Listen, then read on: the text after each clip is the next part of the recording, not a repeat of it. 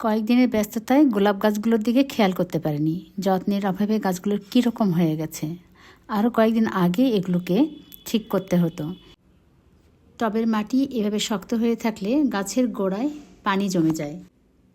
ফুল ফুটে গাছের মধ্যে শুকিয়ে আছে। ফুল এভাবে থাকলে গাছের গ্রোথ ব্যাহত হয়। এগুলোকে ছেঁটে ফেলা উচিত। ডাল ছাঁটার পর কাটা অংশে ফাঙ্গিসাইড অথবা হলুদ পানি দিয়ে মিশিয়ে লাগাতে হবে। এতে সংক্রমণের হাত থেকে গাছটি রক্ষা পাবে। আর টবের উপরে শক্ত মাটি খুঁড়ে আলগা করে ফেলতে হবে। খোঁড়ার পর দিতে হবে রাসায়নিক সার। রাসায়নিক সার দিতে হয় মাটি শুকনো অবস্থায়, কখনোই ভেজা অবস্থায় দেওয়া ঠিক না। কিন্তু আমি যেহেতু রাসায়নিক সার দেব না, তাই মাটি শুকনো থাক অথবা ভেজা, তাতে কোনো অসুবিধা নেই। আমি দিব ব্যবহৃত চা পাতা শুকিয়ে। প্রতিটা টবে 1 থেকে 1.5 টেবিল চামচ। টবের আকার ভেদে চা পাতার পরিমাণও কম এবং বেশি হবে। এখন যেহেতু সার দেওয়া হলো, এর ঠিক 10 থেকে 15 দিন পর প্রত্যেকটা ডালে শাখা প্রশাখা বের হবে।